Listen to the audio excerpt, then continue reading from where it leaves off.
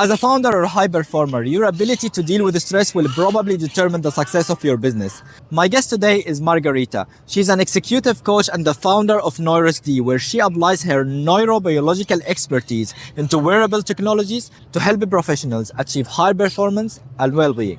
Her mission is to help more people achieve inner stability in an unstable world. To learn more how to manage your stress, listen to this episode of the Montrepreneur podcast. Okay, Margarita, nice that you're here. Thanks a lot for taking the time. It's a pleasure to be here with you. Thanks a lot. So Margarita, you are an expert in stress management. You leverage your knowledge in neuroscience and psychology to help high performers deal with the stress and build more resilience. Is that correct? Exactly. I'm an executive coach, and I founded Neuressd, which is a next generation coaching program where I apply my neurobiological expertise to wearable technology to help professionals maximize sustainable performance and well-being. But the bigger mission is really to provide people with some inner stability to manage the complexities of this unstable world. Mm-hmm. And how did you land up here? What's your background that allowed you to land up in this field? Well, my background is actually finance, and I worked in strategic consulting for 6 years, where I ambitioned myself into burnout. And then I started my journey to really find out, okay, how can we find a better way to live?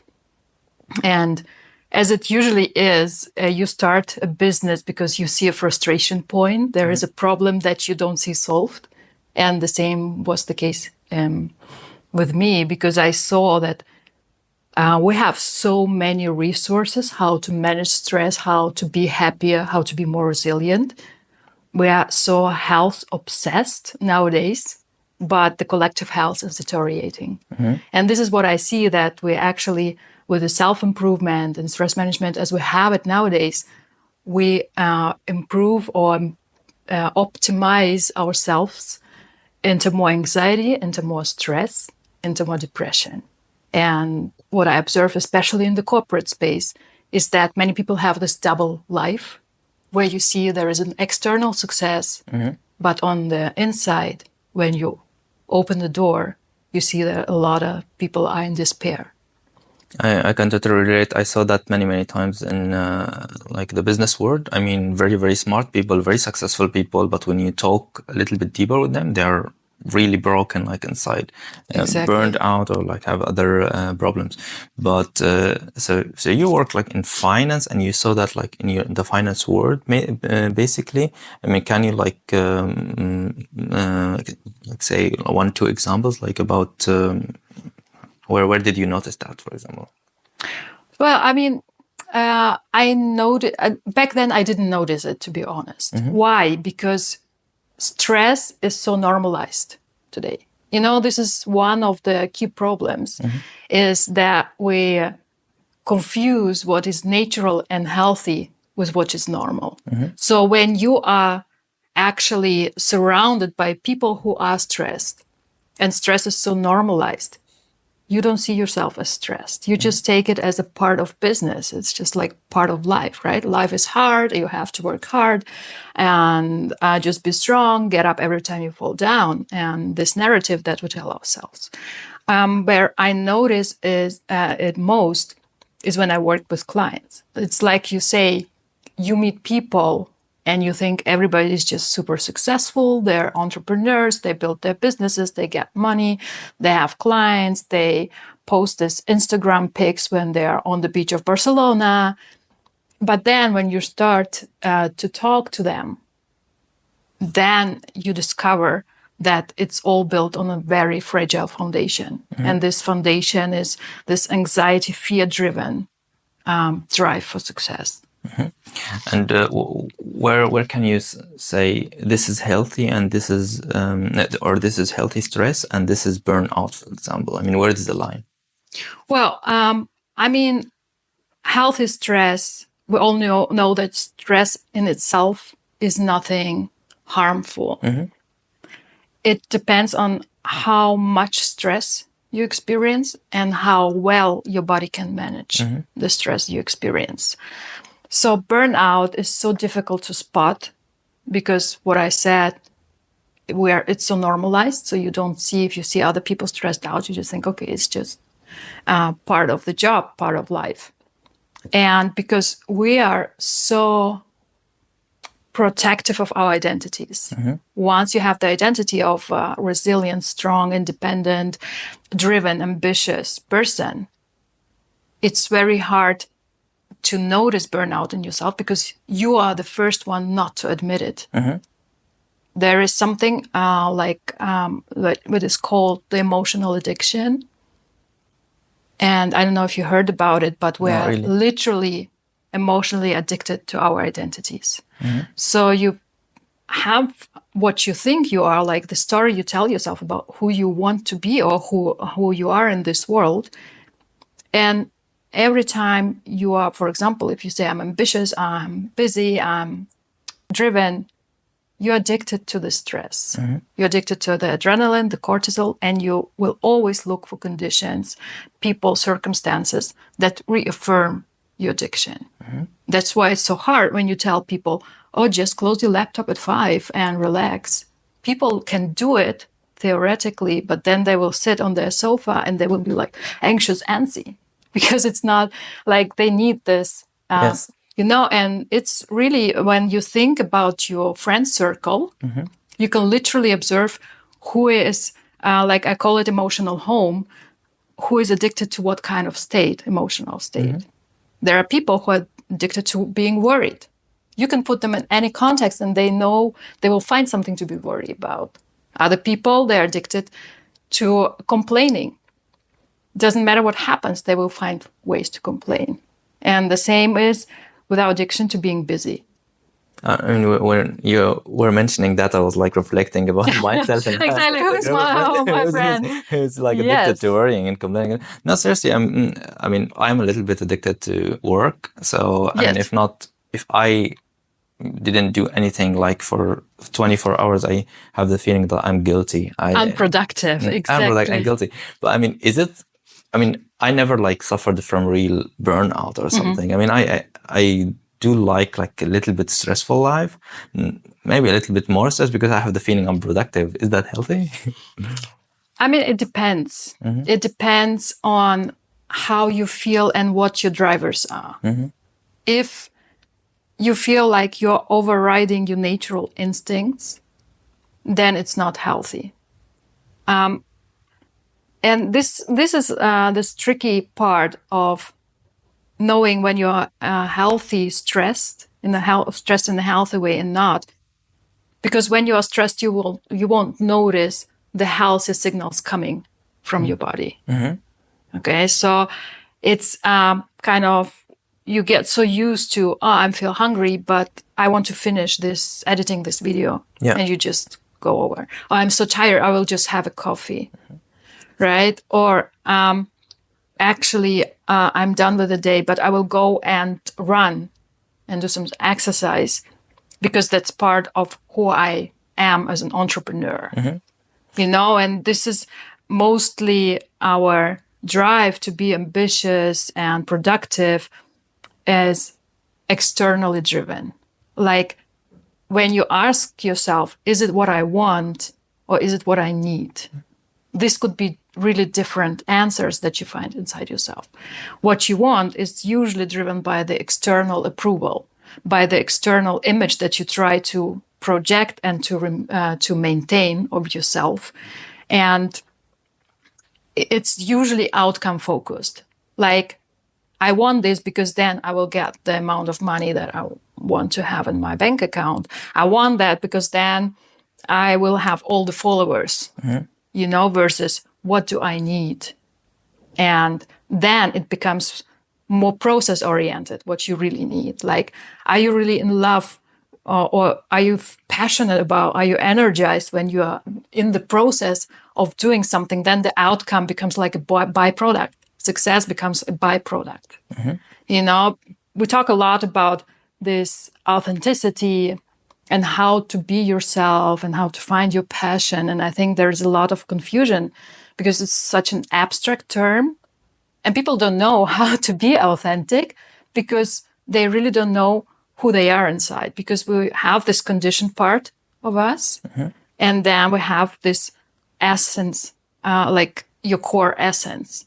And it's so difficult to differentiate which part of you is now active. So if you have like unhealthy stress, it's usually really associated with this conditioned part of yourself, which is looking for some approval, which have some inner triggers and wounds stemming from the childhood and the life's experiences. You know, so part of my work really is when you think about how I help people to perform sustainably and develop sustainable well-being, the major part is really leading them more into being themselves. Like Joe Dispenza said, you need to break the habit of being yourself, because you will notice the conditioned part of you. This is the part that's usually triggered.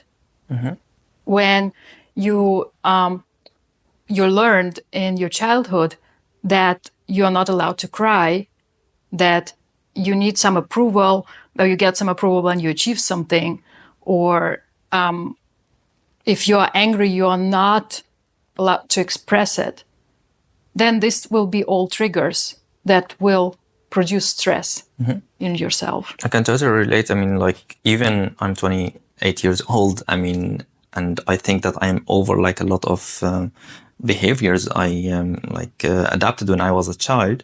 I have the feeling they are like somehow like triggering all my decisions somehow, even in business.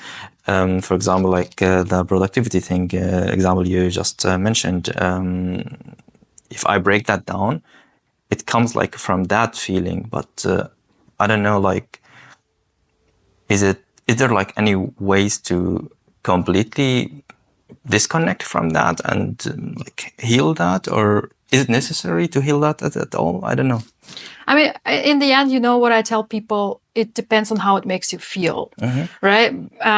How, like, are you somebody who doesn't allow himself to be happy until you're successful? So when you're successful, you can finally be happy. That's definitely unhealthy, you know. And this differentiate, am I now in my conditioned self? So I'm triggered in this fear of not getting the external approval. It just takes a lot of energy. Like, if you see, you know, and this comes back a little bit to how we manage stress nowadays, is usually people will tell you just do some physical activity, diet, rest, and relaxation. We have this one size fits all. Include some Huberman morning routine into your day, and you are on your way to high performance. Many times it's just the contrary. It stresses you out. And to get back to that point of when do you need, like, you know, for me, it's not about taking it kind of getting rid of it in the sense of forcing yourself to get rid of it. It's more like first step is always accepting. Accepting it as something that you unconsciously learned.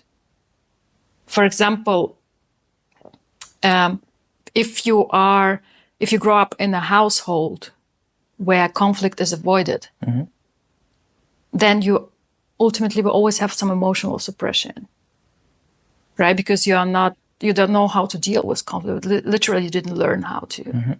And every time you're facing conflicts, your relationships at work, you suppress a lot of anger, you suppress a lot of sadness, frustration, whatever.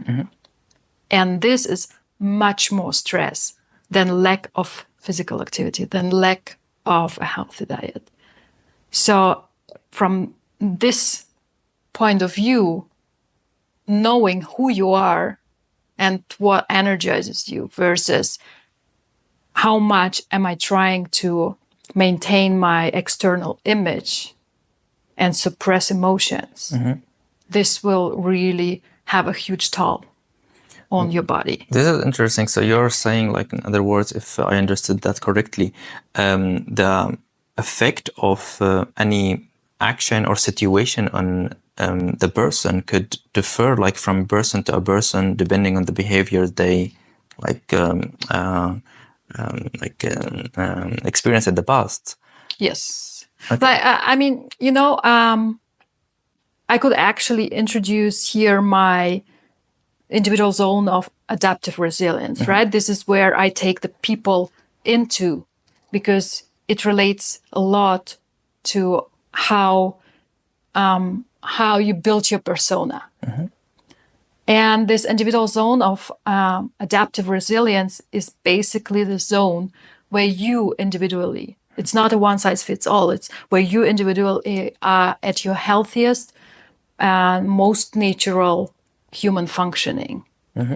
This is where you have the mental clarity, you can regulate your emotions. You are really have like this finely tuned nervous system that can react to stress, but let go after the stress is over. And this is where you naturally have this drive to take care of yourself. We usually think, no, you need some willpower, determination, and then do the physical activity you don't feel like it. Because when you're stressed, your body doesn't want that. Your body wants sugar, fat, and just watch Netflix. So we use our willpower and discipline and determination. Otherwise, we're lazy. Then we beat ourselves up for that if we don't do it. What we do is we stress ourselves more out with that recipe. And we ignore that when you have a healthy, natural, neurobiological baseline, then those behaviors become like natural outcomes. This is what you see when people become more regulated in their stress responses. They become more authentic to themselves, to their true core. They naturally crave a more simpler life. They naturally become more creative. They naturally want to contribute and be of service. There's like this natural outcomes, and we ignore this human intelligence because we think, no, we just need some discipline and just do that. Get up at 5 a.m. and do your cold plunge, and people do that because they think, okay, if the others do that, then it will also lead me to some kind of success, even if you don't know how it is to be that person who is externally successful, and the thing is, each of us, we have our individual zone, and how big your zone is, how much you are able to be in your zone of adaptive resilience. It already actually starts during pregnancy, because your mom's stress levels will always synchronize with yours as a fetus. The nervous system activity always synchronizes, and it does until puberty. Nowadays we ask why we have so many young people with depression, anxiety, suicidal thoughts, and lost and mental health issues, right? Well, because we nowadays have so many stressed parents, and we ignore the link.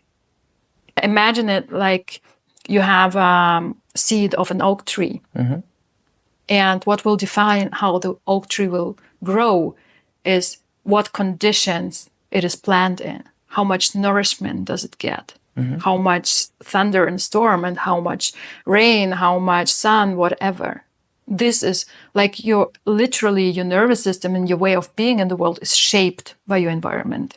Okay, but this is a thing that we cannot actually choose. I mean, if I am like at the age of, I don't know, like maybe 15, 16, and I didn't like the way the history or the past shaped me, is there like any way to change that, or is it not healthy or not natural to try to enforce like new habits? Or yes, I mean, for me, the healthiest way is really to find out who you are at the core, and what are the triggers and what are the conditioned parts of you, right? So it is much more, not so much, because it will be much harder, let's say, to know who you are without first seeing and creating awareness around where you have been conditioned, right? So if you start to really observe yourself and see where is it that I get triggered, where is it, and you will feel in your body. We ignore it a lot. It's all about the mindset, the right mindset, thoughts, positive thoughts, and you will be okay. And it's much more like really listening to your body signals and saying, where is a no in my body that I didn't pronounce, express. But how to hear that? Because this is a good point. Okay, I understand like trying to follow only like the standard rules is not for everybody, and trying like only to like listen to what I feel right now. I don't think it's this is like good all the time. So my like feeling about this subject is somewhere in between, to analyze, to have like a very good reflection, to understand like what the body really needs and wants, etc., and to understand like who you are, as you said, and the identity. But I mean, what are the characteristics that where I can define, like how can I measure that? Measure what? I mean, like what my body is like telling me at this moment. Okay. Yeah. Well, that's the thing. When you are stressed, then you will always, or most certainly, confuse your true intuition and the fear of not being accepted, the fear of being rejected, the fear of not being productive enough. So the first step, and this is almost like when I work with clients, the first weeks are always focused on reducing stress in your body. Like really, I measure it with a biometrical device, right? I have this ProGrade First Beat Life device where I can see how much stress they have in the body. And then the first weeks are literally like reduce the stress and see, because in this measurement, you can see what are your biggest triggers. Stress is not the problem. Anxiety is not the problem. Depression is not the problem. They are manifestations of a problem. How? Because you have stress because there is something out of alignment. Yeah. Right? So it's, we throw this term like, just listen to your intuition. You don't know how to listen to your intuition. Right? It's not that easy, because when you're stressed, there is always a different kind of intuition. It's an anxiety-driven intuition that will lead you most probably more in your conditioned automatic responses because they feel safe. Right? And this is the tricky part, because being yourself, when you're conditioned, that means automatically that being your true self wasn't safe in the past. It didn't make sure you survive. So you adapted to your environment to survive, to get safety, to get belonging, and to get respect. This is a good point. So you're saying like everyone is reacting like on what they think it's right, but what they are thinking they're right could be the wrong intuition if they are listening. Exactly. Yeah. Okay. Right? It's kind of like, oh yeah, I want to be an entrepreneur. Like everybody in me wants to be an entrepreneur. And then you realize, oh, actually, I didn't want to be an entrepreneur. I just wanted to be an entrepreneur because I know I will get the social approval. Because my self-identity is tied, my self-worth is tied to my external accomplishments. You know, there is like, if we link it back to your individual zone of adaptive resilience, it's depending on how good your parents were. Like we say, good enough parents in the attachment theory. If your parents attended to your emotional and physical needs, this will influence your individual zone of adaptive resilience. And that means that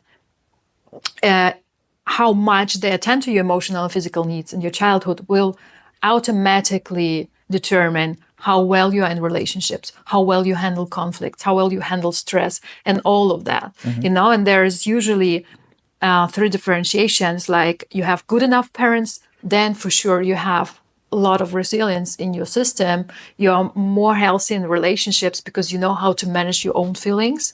And managing your own feelings is for sure a prerequisite to be able to manage the emotions of other people.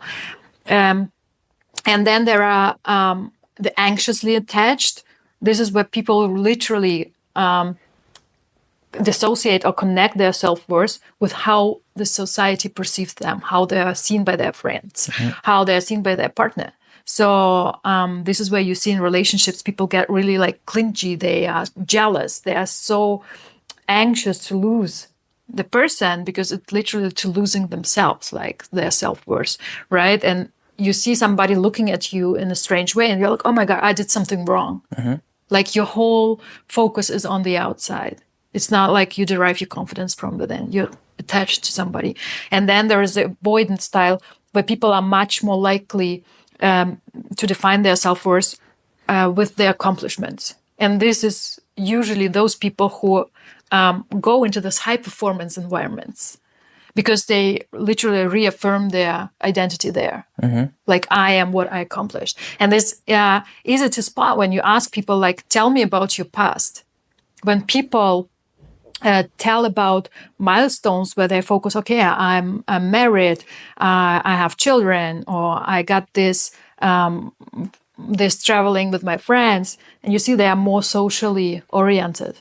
Versus when you ask somebody and they tell, yeah, I got a degree from Harvard, and then I went into the consulting, and then I got senior, and they are all like, their identity is linked to what they accomplished, and for sure, like, this is the unfair thing that your parents cannot give you a wider zone of adaptive resilience than they themselves have. I have many questions because this is a very, very, very interesting topic. I will try to break it down. So you talked about like social anxiety, for example, or I mean, if somebody looked at me, so I say, okay, what did I do wrong, etc., etc. Yes. I really don't know like anybody in my field who's like not having some kind of anxiety or anything. How to understand like what are the reasons behind that and how to deal with them? This is the first question. Yes. I mean, you always have to go back to your childhood and see, like, one of my favorite questions that I ask my clients is, whose love did you crave more? Was it your father's love or your mother's love? Where did you get more unconditional attention? Usually, culturally determined, it's the mother who was more around you, who was more attentive to you. So then the next question is, if it's your father's love that was not so unconditional, who did you have to be so you get the attention of your father? Okay, and this has nothing to do with, because people like to go and say, oh my gosh, I like this blaming, judging, right? It kind of like, my parents like destroyed me, right? It's not true, because they're as unconscious as you are. Yeah. And we're lucky enough to have a lot of information out there to know, okay, how can we handle that? But the first step is always to go back and understand, how did your environment shape you? And where did you learn to be that kind of person? Where did you learn to not talk about yourself? Where did you learn to not take decisions for yourself? Where did you learn to be perfectionist? Where did you learn to not disagree? And this is so tricky, because even if you look into your friend circle, there are people who are super easy to be around with. They're super adaptive. They're like taking care of the others. And we say, oh, they're so generous. They're so kind. They're so friendly. They're always there for us. But what happened many ways in those people is they suppress their own needs, and they suppress their own desires, right? They are many times saying yes to get social approval, to take care of others, and saying no to themselves. And they do it in order to maintain a healthy relationship. Yeah. But what it does, you do it and you feel resentment, because you feel like, okay, I'm not taking care of myself. And this resentment paradoxically undermines the relationship you are about to maintain. And people pleaser somehow. Exactly. Yeah. Exactly. Right. So it has been shown that when people have this tendency to really suppress their emotion and take more care of others than of themselves, and there are other characteristics like being hyper-responsible, identify too much with your social role, and suppress your anger. Very, very common for girls, right? Like for the female world, like don't show anger. We show anger with tears. The contrary for the male world, don't show tears. You're okay with anger. So there are certain characteristics that have been shown to have to give the people the tendency to have more autoimmune diseases. Because what it does, it builds allostatic load in your body. Like every time you suppress something, anything that's not said, not expressed, even with yourself, right? It starts with admitting it to yourself. It builds stress in your body. It builds allostatic load. And usually we don't know how to discharge that mobilized energy. And I don't understand. You mentioned like the male-female word. From your experience, from your clients, what's the main differences between like the high performers from both genders, for example, dealing with stress? Yeah. In the female world, it's more this internalization.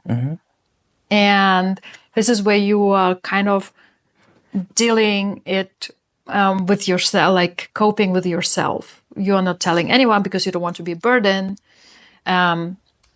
You're like what would be even just throw yourself into work is a kind of internalization. In the male world, it could be more the externalization. That is when you have that kind of like too much allostatic load, it leads to a dysregulated nervous system.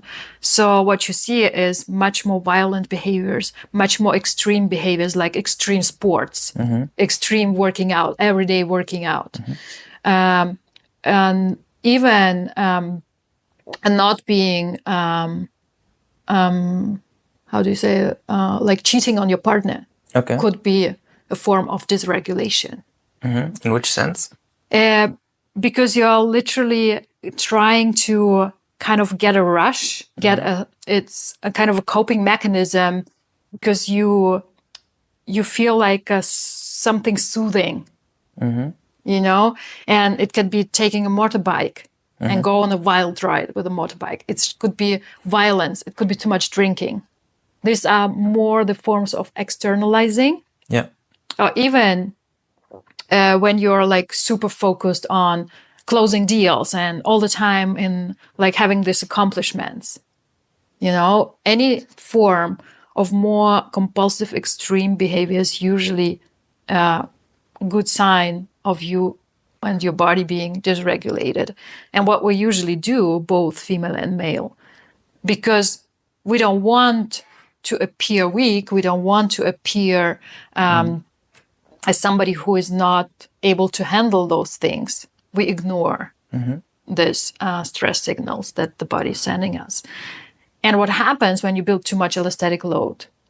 The process of somatization takes place. What does it mean? Because your body was sending you signals, you're stressed, and you're like, nah, everything's good. I just go for to run. Yeah. You know?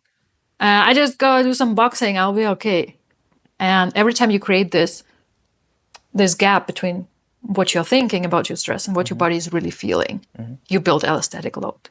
So when your body is kind of like screaming at you and saying, hey, you're stressed, and you're not listening, it will show you through somatization. And it could be migraines, it could be some eczema. What's migraines? The headaches. Yeah. And it could be like autoimmune diseases. Those are many times, some say 99% manifestations of too much stress in your body. How much time does it take to turn into real physical disease? It depends on the width of your zone of adaptive resilience. If you were not lucky to have good enough parents, and I can tell you from the research and my own experience, good enough parents are really rare to find. Because most of us, we didn't learn to handle our emotions really in a good way. We didn't learn how to orient our children and at the same time accept them as they are, right? Like when we love our children, but we are more worried about them pleasing us than them pleasing themselves, right? So when you were not raised in a good enough parenthood, then you automatically will have a smaller zone of adaptive resilience, and it will be more difficult to enter into it. Okay, so what it means, you are more sensible and sensitive to stress So the more stressors coming into your life, the smaller your zone becomes. And then it can turn into physical disease much faster because the allostatic load grows much faster in this case. Yeah, I totally understand.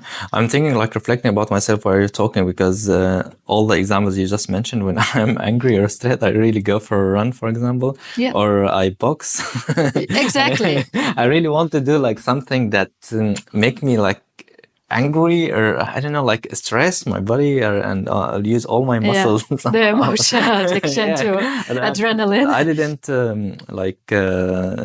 think about it that this is something bad. I was like, okay, let me use this energy and direct it in sport way. This is important what you say, because many coping mechanisms we have are widely accepted in our society. Yeah. You know, if you go for drinks with your friends after work, totally accepted. Because after all, you need to wind down after the hard work. You know, we have like this, okay, I just scroll on Netflix. It's a coping mechanism. I just go shopping. We all have a kind of addiction. Sure. Which are totally respected and accepted in our society. Then there are people who are more like, okay, I will just use positive affirmations, right? Or some reframing, positive psychology. What's the problem with that?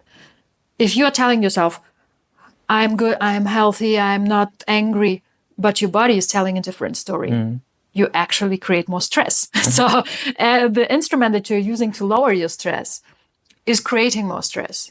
Because you go on YouTube and everybody will tell you, change your thoughts and your world will change. This is not true. And whenever you have not the whole body alignment with what you are saying to yourself, forget about having this effect. Now, when your body is feeling that you are healthy, then you have the biochemistry in your body, like you can create a biochemical change where there's like 1,200 biochemical changes in your body that are geared towards repair and growth. But if you don't feel it, what you're saying to yourself, that's why when you go on stage and say, I'm confident, I have it, like, you know, it doesn't work if you don't feel it. It needs to come from inside. And then the third, this is like coping mechanism, right? Like the alcohol, there's addictions like shopping and stuff, then the positive affirmation or reframing, and then there is some kind of meditation, right? You can sit down and say, okay, I just meditate because the whole world tells me that this is like the magic pill. I just meditate, and you sit down, and if you have too much allostatic load, your body will just overwhelm, like it will stress you out even more, because suddenly you are alone with what's been put down all day, and you're like, ooh, okay, I need to, because they say you just focus on your breath, and actually when you have even trauma in your body, you can re-traumatize yourself. So we need to really have a much more nuanced conversation about all the things we're offering to the world. You know, we have this copy-paste society where we just copy, okay, go to the nature. Okay, well, I copy it 10 times on YouTube and on LinkedIn, and everybody will read it because this is what they said. You know, we need to question much more. And then what you said, this exercise boxing, I have a lot of experience with people going and doing like rigorous exercise, boxing, and then end up with panic attacks. Why? Because exercise can lower your stress or at least discharge some mobilized energy. But if you have too much of it, you will do the contrary effect, right? And this is like, how would you then do it, right? Like, how would you handle your stress? And if all the recipes we get are actually not getting us to lowering the stress. That's exactly my question. I mean, you just like mentioned every strategy I can think about. Exactly. I don't do meditation, but mainstream. I mean, if you tell me, okay, sport, I mean, extreme sport is bad like in this situation. So I would think, okay, maybe you meant meditation. Meditation is also not helping. It depends on the stress levels, right, that you have in your body. But honestly, because our stress became so chronic, and we don't have an outlet for that stress that we are building all day long, and there is no end point because there are always new stressors. I would bet that most people have too much stress in their body, And that's why, in that case, all this mainstream solution, they seem like, oh my gosh, yes, how to do them right, or what options do I have? And this is where we come into the more deep neurobiological knowledge, because imagine, like, what is stress? Your nervous system throughout all your life makes like a data sheet of all the things that stresses you out. If you have 13 people in a room, you will have 13 different stress reactions. Why? Because it's never about the event, what stresses you out. It's always about how your nervous system evaluates the event. And reacts to that. Exactly. So you can have somebody yelling at you and one person will be totally okay with it. But if your nervous system learned that when dad yelled at you, it was danger, then you have like a SWAT team coming out and saying, hey, what is happening? Take care. We are in danger now. Okay. So you have this data sheet with everything that your body learned to stay away from, or what is dangerous. You have a trigger, whatever it might be. Somebody looking at you, somebody not giving you a critical comment, you didn't get enough likes on YouTube, whatever. Your body naturally activates stress response by mobilizing energy, right? It was like this fight-flight response, but there are like 5 responses actually. It's fight, flight, freeze, disassociate, or appease. So your body goes into this mobilized energy. And then you have time to run away, to whatever, to fight against what is attacking you. But most of our stressors are symbolic. That means you might be sitting in front of YouTube and seeing like, I didn't get them any likes, and you feel the stress mobilizes you. You're like, okay, but like I can't hit my screen. Like I could do that, right? But it's not really solving the problem. And so the most important part in this stress cycle that you need to find a way to discharge energy. Mm-hmm. And this is something that you can't do actively. It's not under your control. Because again, it's your nervous system who will say, now I'm in a safe enough space to discharge my stress activation. So what we can do, and this is the missing link that we are not talking enough about, is facilitate the state of safety in your nervous system, right? So your nervous system will then decide, okay, now I'm safe enough. Now I can discharge. And then this possibility of, okay, I really had a stressful day. I'll go for a run, so I lower a little bit this mobilized energy. But then you do specific exercises that I share with my clients where you facilitate the state of safety in your nervous system, and then you discharge. And discharge can look like tears, it can look like shaking, it can be like yawning. There are different sides. Mm-hmm. But you really need to find this deep recovery, so to say. Mm-hmm. And you see it in the animal world. When a zebra sees a lion, it runs away, it mobilizes all the energy. But as soon as it's safe, it goes back to its homeostasis, this balance. Mm-hmm. that it has naturally.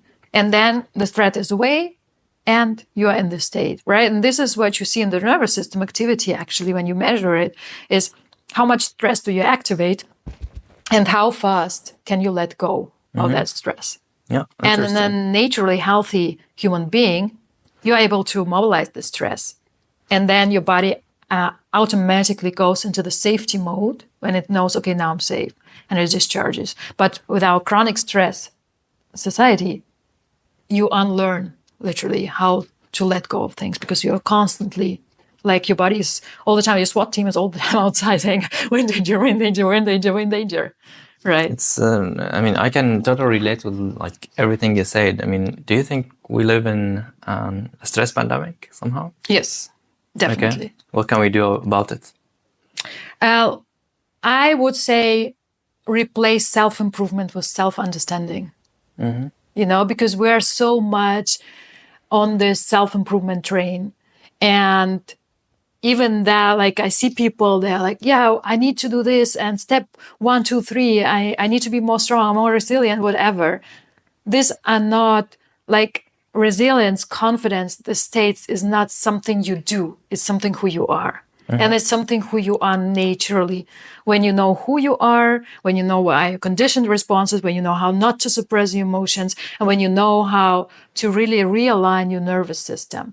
Okay, so I really think that we are currently doing more harm than good by having people living almost this provisional life, because I see people all the time chasing some goals.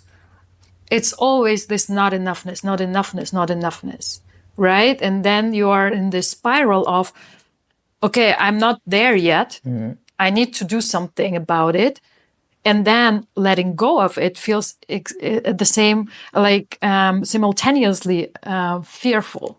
So we are trapped in this vicious circle, like, no, everybody is improving. But the first step is really like understand yourself, accept how your identity has been shaped, how your nervous system has been shaped, how it reacts to the environment. And then take specific steps. Like, what I do with my clients is literally like, okay, let's lower your stress amount in the body. Let's see what are your biggest triggers. Let's see how you're making decisions. Let's see how you're dealing with conflicts. And I can tell you from my experience, just this ability to not suppress your emotions is like a huge change. You see that you suddenly, all the energy that you mobilized to be somebody that the world needed you to be,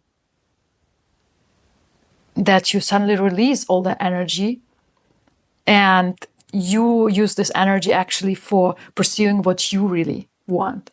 And 100%. this needs a lot of courage. I totally relate. I mean, I was thinking about a situation I personally was in. I was like stuck into a job. It was very well paid, but from the objective side, from the outside situation, everybody was telling me, "Oh, great! I wish I can go to this company." Blah blah blah. Then I left that, but I was like in the job, like stuck in a stress situation. I was like waking up really stressed, having like like fast heart attack. And I was like, okay, I have to work something I don't like, blah, blah. And I was like stressed from having not a stressful work, but it's like not the environment I belong into, Yes. I left that. I had like much disadvantage financially, so much risk, etc. But me personally, I felt like more belonging, like much more than ever. I had never experienced like really stress as the same where I was working in this company. And I feel like me, Exactly. And from the outside world, I mean, everybody's telling me you're crazy, but yes. I don't care. Because nowadays you are an outlier if you are yourself. Yeah. That's why I say it takes a lot of courage. And what I see is when you really realize that your identity is kind of constructed and shaped by the way you experienced life until now, and you let go of that identity, then you finally are in this state of we call it unbound space in somatic coaching or transformational tension, where you are not yourself anymore, but you are not yet the one who you need to become. And this is a really scary place because now you really don't know who you really are. But that gives you that opens you up to so many possibilities that with your conditioned self, you didn't even see and notice. Yeah. And people, this is one of the best experience of my work, or most fulfilling parts, is like seeing this change for people, going from their conditioned life is this way, world is this way, I am this way, to opening up the whole world of possibilities. There is an aliveness in them that you feel. That's why I say confidence, resilience, all those things that we are so hard working for and forcing, they are something you are. You can't force them. And forcing them will actually prevent you from being those things. Yeah. And you see these people with their own confidence, with their own resilience to go to the world, with this courage and this aliveness, like there is a light turned on in their eyes, and I don't know who said it, this quote, like the world, in order to improve the world, we need more people who come alive, because this is such a huge impact on everybody around you. You come alive and you impact so many people around you. 100%. I mean, really, every word you said, I mean, I'm reflecting because I was like, Yes. people knew me in that situation, and I was unhappy, I was stressed, etc.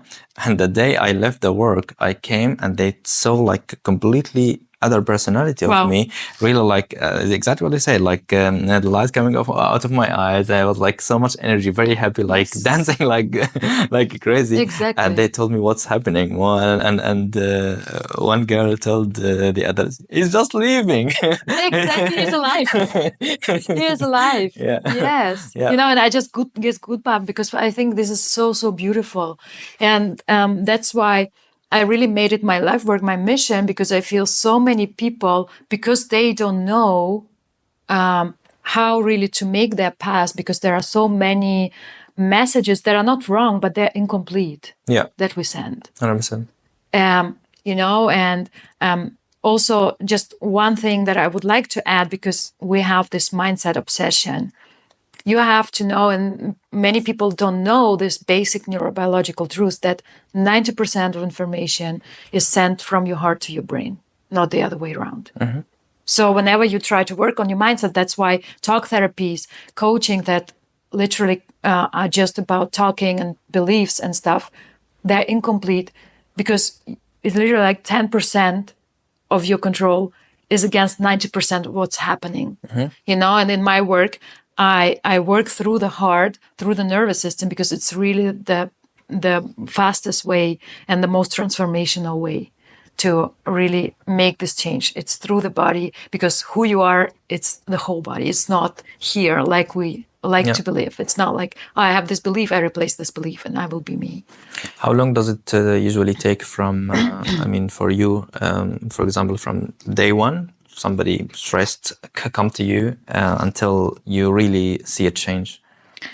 I mean, it depends on the commitment of the clients, the ability to let go of things, their openness to let go of their identities, their openness to see different perspectives. Like you can have coachable and not coachable people, you know, and when they're really committed and they apply the specific protocols that I give them, usually in the first 4 weeks is where you notice a huge change in the stress levels.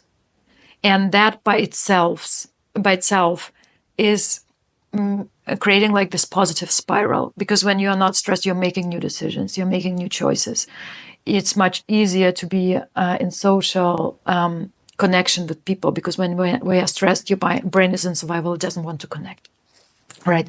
So it really is kind of like an accelerator when we work through the body and bringing the body. You know, this is what I do, is really bring people in their individual zone of adaptive resilience, and synchronizing the heart rhythm with the brain waves through a resonance frequency, through breathing. Has nothing to do with deep breathing, has nothing to do with yoga, breathing, whatever. It's literally like accessing your heart, accessing your nervous system, and seeing what's my personal zone of adaptive resilience, resonance, flow state, whatever you want to call it. And then accessing it again and again, and your heart has a memory. Yeah. Your heart will remember, and you will be able to maintain those states, even though the external conditions are the same. So, you know, it's really like being able to create this internal environments in yourself, conditions in yourself, create emotions on demand. It's incredibly powerful when you don't need the external environment. You don't need the sun to be shining. You don't need the approval of others to feel good. 100%. Cool. So you actually, it takes like two to achieve the goal. So you're like the one who's trying to, let's say, direct, Orient, yes. direct, yeah. I accompany my clients. Sure, exactly. and to try to help like the clients understanding themselves, and they are the ones who's going like to do the bigger part of the work. You know, we used to have coaching, and still a lot of coaching, traditional coaching is agenda based. Like you come to me and you say, I have that problem. And we say, okay, where do you want to go? Go from A to B. What are the obstacles? What's the next step? Now that we know much more about how we function as human beings, there is much more letting go of agendas and an unfolding. Like, it's also a very abstract term. Like, we like to use the abstract terms, but it's really like trusting that the way the process unfolds will be the process that best serves the clients. Because when you have an agenda, you are close to possibilities that could emerge. And this is what I love about my work, when I let this unfolding, but I also notice how much we're intellectually like, okay, where am I? Where am I in the process? How many, like, right? Like, you ask, how much time will I need? Usually I have like a 16-week process, because for me, what I want to do is to give the clients this profound self-understanding, give them the tools. Like, this is how you bring yourself into your zone of adaptive resilience. This is how you widen your zone so you can spend most of your time in this zone. And then they will be able to do it on their own, and they don't need to go back to YouTube to have some motivation. They don't need to buy 50 books on Amazon to have the feeling of controlling and improving, because they're already in the space.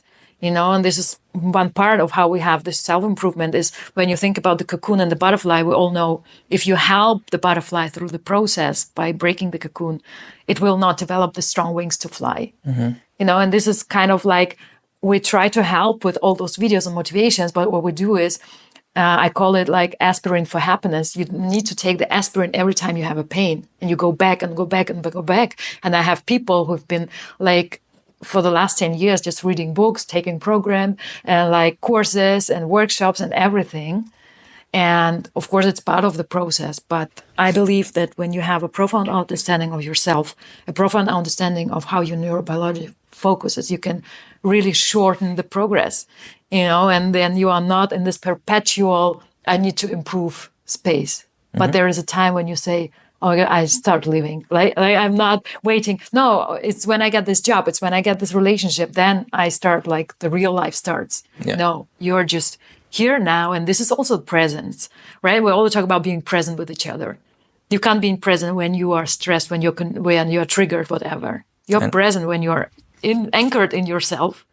That's interesting. I mean, relate to that as well. I mean, there was like points in my life where I said, okay, when I achieve this, I will be this, blah, blah. Exactly. I took all like chaos, all the stress with me. So I was like, yes. I achieved that goal, but I was like the same chaotic guy, the same like stressed guy. Yeah, not enough. Yeah. But so as I said, it's like much better like to break things down, just solve them and build on a very clean base, Exactly, and people think that this acceptance or being okay where you are right now is kind of passive, because it takes away your ambition and stuff, but it's the contrary, because now you have so much energy that was trapped in being stressed and being not enough and being not resilient and now being not strong enough.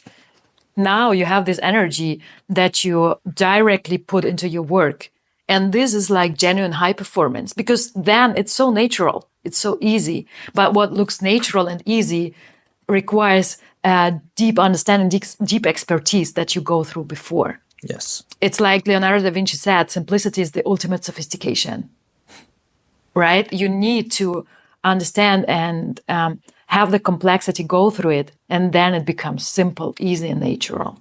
Cool. Thanks a lot. I have 2 questions. Yes, please. So you mentioned, like, I don't know, maybe 5 minutes ago, I mean, about the change process. So I also can relate to this. You are in, I don't know, like situation A, you want to get to B, and there's this dangerous, risky, let's say, place between, where you don't really feel belonging. You are not there yet, but you don't really belong here. How to deal with that? Because this is one of the really worst feeling I ever had when I was like in this zone. I don't belong like to my past self, but I'm not there yet, and I don't feel this like I am alone, Yes. Yeah. Yes. This is like being comfortable in this uncertainty, being comfortable in the unknown is one of the most difficult parts. this is where clients can really get angry because you're literally losing your identity. You don't know who you are. And I remember how I was so angry at my coach when I went through this experience. And what I say is, first of all, like, be more, like, reframe it in the way, is it risky or is it full of possibilities? Is there playfulness? It's like kind of wild animal tracking where you go one track at a time. You find one track and you stay with that track, you observe it, and then you see, okay, what is it about it? And then you just go and search for another track. Whereas you used to have steps A, B, C, D, but literally when you look back at your life, many situations, or the majority of situations, occurred where you didn't make plans, right? But the most important part in this uncertainty is, how do you get comfortable with the uncomfortable? Because your old self feels safe, your new self feels unsafe. Yeah. So your nervous system will always scream danger and wanting you to come back to the safe space. This is where you actually learned in my coaching process, where you already went through a certain amount of weeks, depending on your amount of stress, right, your commitment, by a certain amount of weeks of knowing your body, like literally knowing how to read your physiological data, knowing when your SWAT team comes out, and knowing how to tell them, guys, we're okay. There is no real danger here, right? So this is where you start to use this knowledge, the breathing technique, strategically. Anytime you feel like, oh my God, I feel like anxiety coming up, you're like, okay, notice how it feels. And then you literally go and bring yourself back into the resonant state, into your zone of adaptive resilience, because this way your nervous system will really literally rewrite your implicit memory, where the new doesn't feel unsafe anymore, right? This is how we make significant change in anything, not just our identities and the behaviors in the way of being in the world, is to say, okay, the circumstances don't change, my past doesn't change, but I can rewrite my implicit memory, because implicit memory contains your way of being, right? And then your brain and your nervous system evaluate the situation as something not threatening anymore. And then you go step by step. And then you feel literally like you mentioned, many people have this fear of not being accepted. Like I had this fear a lot. When you coach, you think in every session you need to make a huge progress, a big aha moment. You don't trust in this unfolding and the process going in this pace and in a direction that it needs to go. So after the coaching sessions, you're literally like, oh my gosh, did I see something wrong? Didn't I do enough? Did I listen proactively? Whatever. You like come up with all those stories that actually confirm that you didn't get the approval that you were searching for. That's why I say when we are so forceful about being confident, we usually achieve the contrary, right? And then I really strategically used like, okay, teach your heart how it feels to feel this anxiety, and then release that stress, go into your individual zone of adaptive resilience. And then you notice, and this is like you're expecting this anxiety and then it doesn't come because you're like, oh, wow, and it's fascinating how much change, positive change you can do, how much transformation you can achieve by simply rewriting the implicit memory and simply knowing how to really read your physiological data. It's not like listening to your heart is so hard for us because we use it in an abstract manner. But when you know that your heart has a memory, and your heart actually has the biggest electric field in the body, it's 5,000 times bigger than that of the brain. So when you can influence your heart, bring coherence or resonance into your heart, it literally brings coherence and resonance into your whole body. It brings you into the zone of adaptive resilience. So this is how you do it. It's really like being playful around it, be like curiosity or possibilities. For me, I see life as an adventure. I don't see problems everywhere, because many times it's our expectation how things should unfold. And I am amazed when I see my clients and they made this first jump off the cliff and they let go of their identity and they become more and more themselves. It's like in every session they come back and they're like, I did this. I'm like, oh my gosh. I had a client who is a consultant and she told me like, yeah, I actually want to be a midwife, the one who accompanies moms in their pregnancy. It was like, oh my God, there's something that she wouldn't have admitted to herself in the first place. So it's always like, admit to yourself what you're feeling. Yes. But don't sit with the feel. Like many times you will hear another advice. I want your listeners to know, like, oh, just be with the emotion, because the emotion is like a wave. It will come and then it will go. If you have too much stress of this emotion is saved or stored as something threatening, you will freak out with that emotion, right? So it's noticing, being so literate with your body that you notice, oh, that anxiety, like I feel the first feeling is here in my stomach. The first feeling, my heart starts to beat, or I tense. There is a signature. I learned with my clients the signatures of their stress triggers, but the same is true for the signature of you being in your zone. And then you're literally like, oh, I feel that emotion, but you don't have to stay there. Like because 99.9% of the time, the threats are symbolic. They're in your head. Yeah. They're mind-created stressors. Mm-hmm. So you signal, so guys, SWAT team, call back. We are good here. Everything's all right. Yeah. Right? And then with time, you notice like you literally have a new way of showing up in the world. You have a new way of reacting to situations. You have a new way of connecting to people. And your relationships become healthy. Your performance becomes healthy. And your way of going through life, like you said, this aliveness, you feel it. It's not something you do, it's something you are. Cool.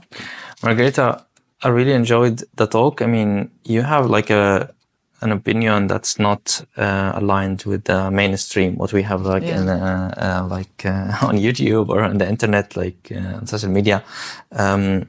Where people can connect with you, where people can find you? Yes, they can go to my website and get some information there and contact me over my website and on LinkedIn. I guess you can. I can link that in the comments, because Margarita Oskova is not easy to remember. Yeah. But for now, I don't spend much time on social media, basically because my coaching practice functioned referral based until now. I plan to do more YouTube videos in the future, but as I have my 4-year-old baby boy, my focus is really now on giving him the best I know to really have this inner stability to move through this unstable world. Cool, sweet. No, I really enjoyed the talk.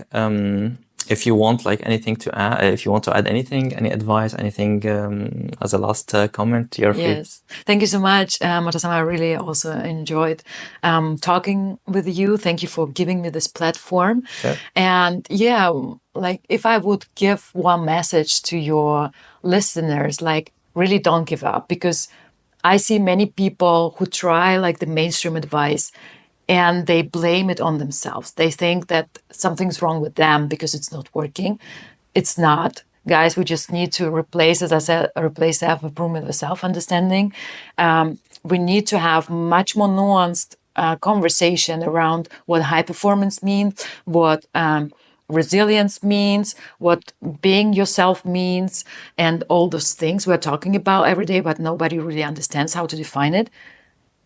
When we have more self-understanding, then it becomes really much, much easier to see those changes that in your head. Like I always say, like making the intellectual idea how you want to show up in the world, replace it with a lived experience. Margarita, thanks a lot. Thank you. Appreciate it. Thank you very much. Thanks a lot.